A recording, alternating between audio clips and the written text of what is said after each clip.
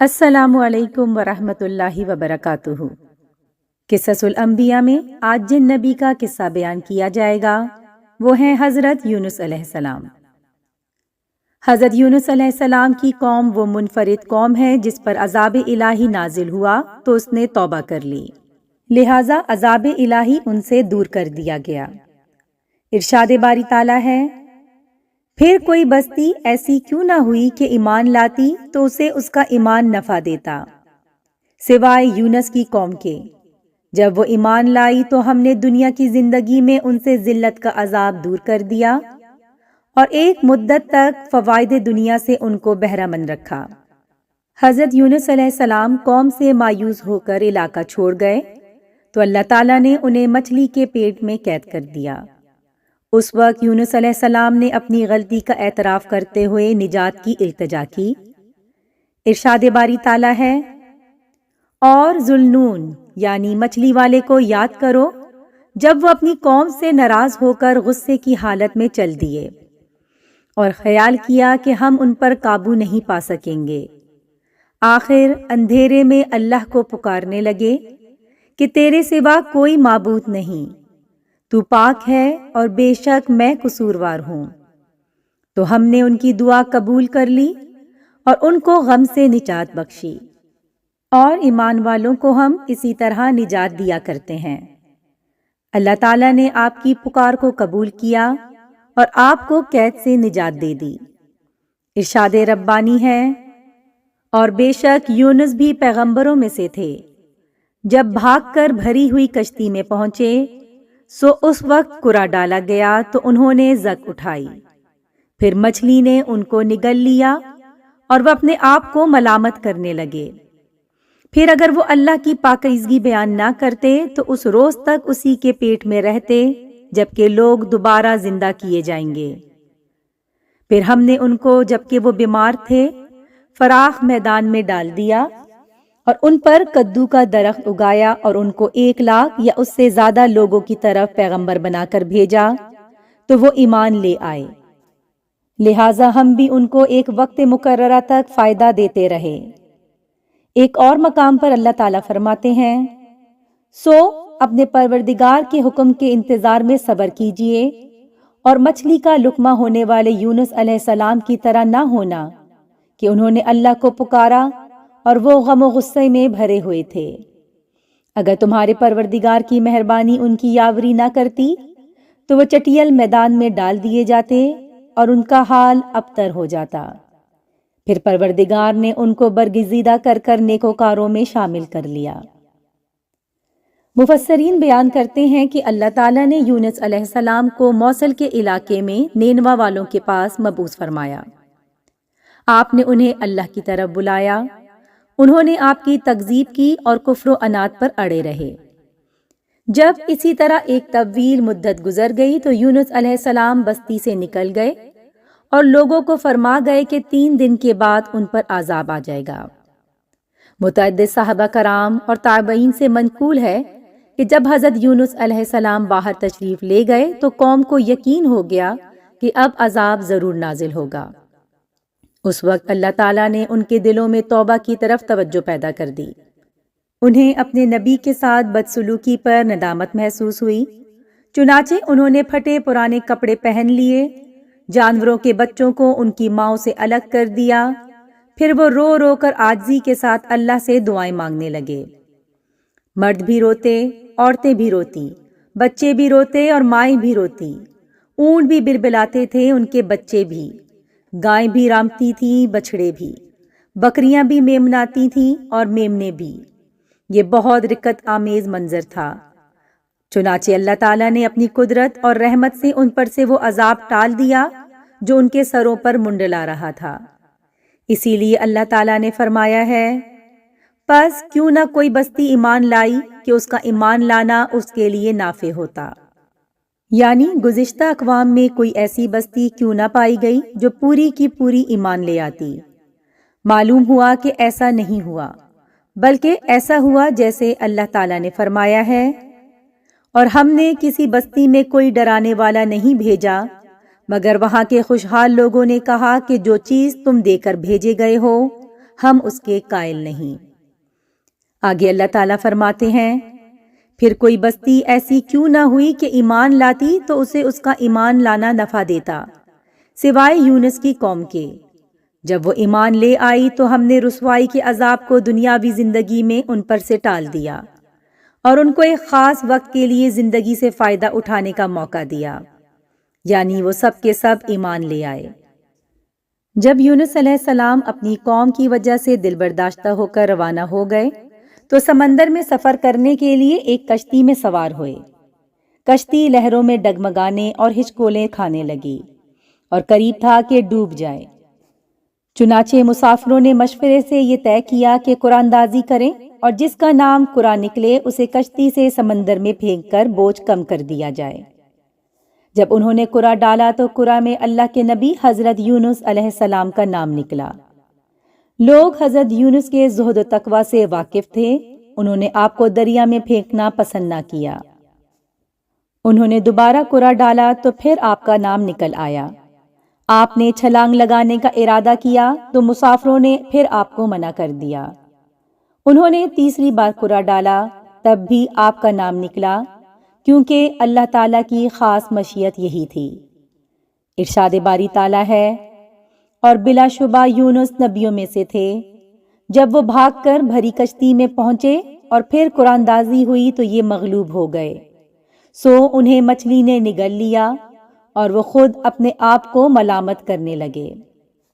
جب قرآن میں آپ کا نام نکلا تو آپ کو سمندر میں پھینک دیا گیا۔ اللہ تعالیٰ نے بحر روم کی ایک بڑی مچھلی بھیج دی، وہ آپ کو نگل گئی۔ اللہ تعالیٰ نے اسے حکم دیا کہ وہ آپ کا گوشت نہ کھائے اور ہڈی نہ توڑے، کیونکہ آپ علیہ السلام اس مچھلی کا رزق نہیں تھے۔ اس نے آپ کو لے کر تمام سمندروں کا چکر لگایا۔ بعض علماء نے بیان فرمایا ہے کہ اس مچھلی کو اس سے بھی بڑی مچھلی نے نگل لیا تھا۔ جب آپ مچھلی کے پیٹ میں پہنچ گئے تو آپ نے سوچا کہ آپ فوت ہو گئے ہیں، لیکن آپ نے اپنے اعضاء کو حرکت دی تو اعضاء نے حرکت کی، تب آپ کو معلوم ہوا کہ آپ ابھی زندہ ہیں۔ چنانچہ اللہ کے لیے سجدے میں گر گئے اور فرمایا، یا رب، میں نے ایسی جگہ کو تیرے لیے مسجد بنایا ہے کہ اس طرح کے مقام پر کسی نے تیری عبادت نہیں کی۔ مقصود کلام یہ ہے کہ مچھلی آپ کو لے کر گہرے سمندروں میں گھومنے لگی۔ آپ نے مچھلیوں کو رحمان کی تسبیح کرتے سنا اور کنکریوں سے اللہ کی تسبیح سنی۔ اس مقام پر آپ نے زبان حال سے اور زبان مقال سے فرمایا، جیسے اللہ ذوالجلال نے بیان فرمایا ہے، جو پوشیدہ چیزوں سے باخبر اور مصائب سے نجات دینے والا ہے، وہ ہلکی سے ہلکی آواز سنتا ہے اور بڑی سے بڑی دعا قبول کرتا ہے۔ ارشاد باری تعالیٰ ہے، اور مچھلی والے کو یاد کرو جب وہ اپنی قوم سے ناراض ہو کر غصے کی حالت میں چل دیے اور خیال کیا کہ ہم اس پر قابو نہیں پا سکیں گے۔ آخر اندھیرے میں اللہ کو پکارنے لگے کہ تیرے سوا کوئی معبود نہیں، تو پاک ہے اور بے شک میں قصوروار ہوں۔ تو ہم نے ان کی دعا قبول کر لی اور ان کو غم سے نجات بخشی، اور اے ایمان والوں، ہم اسی طرح نجات دیا کرتے ہیں۔ اللہ تعالیٰ فرماتے ہیں کہ اگر حضرت یونس علیہ السلام اللہ کی تسبیح نہ کرتے اور اللہ کے سامنے عاجزی کرتے ہوئے توبہ نہ کرتے تو قیامت تک وہیں رہتے اور قیامت کو مچھلی کے پیٹ سے زندہ ہو کر نکلتے۔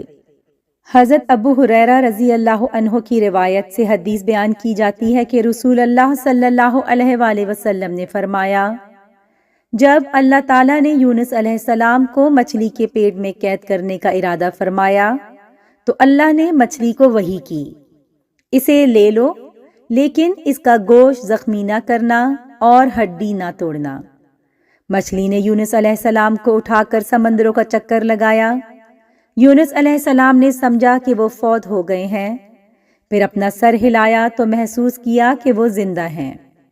پھر انہوں نے اپنے رب سے دعا کی، اللہ نے دعا قبول فرمائی، اور جب مچھلی سمندر کی تہہ تک پہنچی تو یونس علیہ السلام کو ایک آواز سنائی دی۔ آپ نے دل میں کہا، یہ کیا ہے؟ اللہ تعالیٰ نے آپ کی طرف وحی کی، یہ سمندر کے جانوروں کی تسبیح کرنے کی آواز ہے۔ مچھلی کو حکم دیا تو اس نے آپ کو ساحل پر لا ڈالا اور جیسے اللہ تعالیٰ نے فرمایا اس وقت وہ بیمار تھے۔ حضرت یونس علیہ السلام کو مچھلی کے پیٹ میں ان الفاظ کے ساتھ دعا کرنے کا خیال آیا: لا الہ الا انت سبحانک انی کنت من الظالمین۔ اے اللہ، تیرے سوا کوئی معبود نہیں، تو پاک ہے اور بے شک میں قصوروار ہوں۔ یہ دعا عرش کے نیچے جا پہنچی تو فرشتوں نے کہا: یا رب، ایک کمزور سی جانی پہچانی آواز کسی اجنبی مقام سے آ رہی ہے۔ فرمایا: تم نے پہچانا نہیں؟ بولے: نہیں اے رب، وہ کون ہے؟ فرمایا: میرا بندہ یونس۔ فرشتوں نے کہا: تیرا بندہ یونس، جس کے مقبول عمل اور مقبول دعائیں آسمانوں پر آتی رہتی ہیں، یا اللہ وہ راحت کے ایام میں نیکی کرتا تھا، کیا تو اس پر رحم کر کے مصیبت سے نجات نہیں دے گا؟ اللہ نے فرمایا: کیوں نہیں؟ پھر مچھلی کو حکم دیا تو اس نے آپ کو چٹیل میدان میں پھینک دیا۔ اللہ تعالیٰ نے فرمایا: ہم نے اسے ڈال دیا بنجر مقام پر جس میں کوئی درخت نہ تھا، اور آپ بیمار یعنی کمزور تھے۔ ابن عباس رضی اللہ عنہ فرماتے ہیں اس وقت وہ نوزائیدہ بچے کی طرح تھے۔ آگے اللہ فرماتے ہیں ہم نے اس پر ایک بیلدار درخت اگا دیا۔ متعدد صحابہ کرام اور تابعین بیان کرتے ہیں یہ کدو کی بیل تھی۔ علماء کرام فرماتے ہیں کہ کدو اگانے میں بھی بہت سی حکمتیں تھیں۔ اس کے پتے انتہائی ملائم، تعداد میں زیادہ اور سایہ مہیا کرنے والے ہوتے ہیں۔ مکھی اس کے قریب نہیں آتی۔ اس کا پھل شروع سے آخر تک کھایا جاتا ہے۔ اس کے چھلکے اور بیج سے بھی فائدہ اٹھایا جاتا ہے۔ یہ دماغ کو قوت دیتا ہے اور بہت سے فوائد کا حامل ہے۔ اللہ تعالیٰ کے حکم سے ایک جنگلی ہرنی صبح و شام آ کر آپ کو دودھ پلاتی تھی۔ یہ آپ پر اللہ کی رحمت اور اس کا احسان تھا۔ اسی لیے اللہ تعالیٰ نے فرمایا: پھر ہم نے ان کی دعا قبول کر لی اور ان کو غم سے نجات بخشی، اور ایمان والوں کو ہم اسی طرح نجات دیا کرتے ہیں۔ یعنی ہم سے جو کوئی دعا کرے اور ہماری پناہ کا طالب ہو، ہم اس کے ساتھ اسی طرح احسان کرتے ہیں۔ حضرت سعد بن ابی وقاص رضی اللہ عنہ سے روایت ہے، انہوں نے فرمایا میں مسجد میں حضرت عثمان رضی اللہ عنہ کے پاس سے گزرا اور سلام کہا۔ آپ نے میری طرف دیکھا لیکن سلام کا جواب نہ دیا۔ میں حضرت عمر کی خدمت میں حاضر ہوا اور کہا: کیا اسلام میں کوئی نئی چیز پیدا ہو گئی ہے؟ انہوں نے کہا: نہیں، کیا ہوا؟ میں نے کہا: میں ابھی مسجد میں حضرت عثمان کے پاس سے گزرا تھا۔ میں نے سلام کہا، انہوں نے میری طرف دیکھا لیکن سلام کا جواب نہیں دیا۔ حضرت عمر نے حضرت عثمان کو بلا کر فرمایا: آپ نے اپنے بھائی کو سلام کا جواب کیوں نہیں دیا؟ انہوں نے کہا: میں نے تو ایسا نہیں کیا۔ حضرت سعد نے فرمایا: کیا ہے۔ انہوں نے قسم کھا لی کہ ایسا نہیں ہوا۔ حضرت سعد نے بھی قسم کھا لی کہ ایسا ہوا ہے۔ پھر حضرت عثمان کو کچھ یاد آیا، فرمایا: اللہ مجھے معاف کرے، آپ میرے پاس سے گزرے تھے تو میں رسول اللہ صلی اللہ علیہ وآلہ وسلم کا ایک فرمان دل میں دہرا رہا تھا۔ مجھے جب بھی وہ فرمان یاد آتا ہے میرے دل اور آنکھوں پر پردہ آ جاتا ہے۔ حضرت سعد نے فرمایا: میں آپ کو اس کے بارے میں بتاتا ہوں کہ رسول اللہ صلی اللہ علیہ وآلہ وسلم نے ہمیں پہلی بار دعا کے بارے میں بیان فرمانا شروع کیا، پھر ایک بدو آ گیا اور آپ اس کی طرف متوجہ ہو گئے، حتیٰ کہ رسول اللہ صلی اللہ علیہ وآلہ وسلم اس سے بات مکمل کر کے اٹھ کھڑے ہوئے اور گھر کی طرف چل پڑے۔ میں بھی آپ کے پیچھے پیچھے روانہ ہوا، حتیٰ کہ جب مجھے محسوس ہوا کہ اب آپ میری طرف متوجہ ہوئے بغیر گھر میں داخل ہو جائیں گے تو میں نے زمین پر پاؤں مارا اور قدموں کی آواز پیدا کی۔ نبی کریم صلی اللہ علیہ وآلہ وسلم میری طرف متوجہ ہوئے اور فرمایا: کون ہے؟ ابو اسحاق ہو؟ میں نے کہا: جی ہاں۔ اللہ کے رسول صلی اللہ علیہ وآلہ وسلم نے فرمایا: کیا بات ہے؟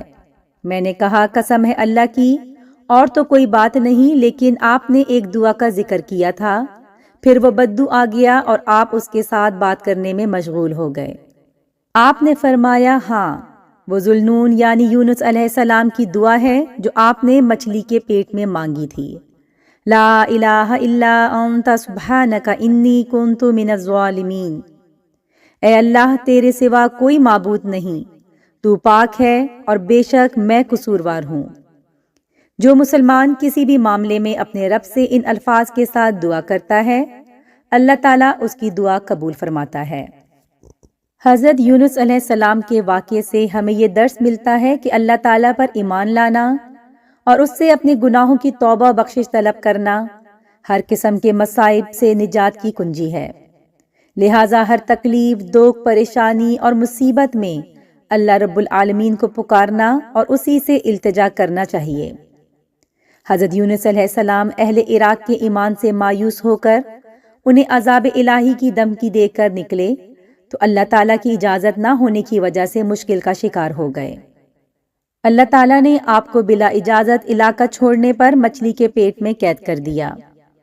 اس وقت جبکہ آپ مچھلی کے پیٹ کے اندھیرے، سمندر کی تہ اور رات کی تاریکی میں مبتلا مصیبت تھے، آپ نے اپنے پروردگار کو ان الفاظ میں پکارا: الہی، تیرے سوا کوئی معبود نہیں، تو پاک ہے، بے شک میں ظالموں میں ہو گیا۔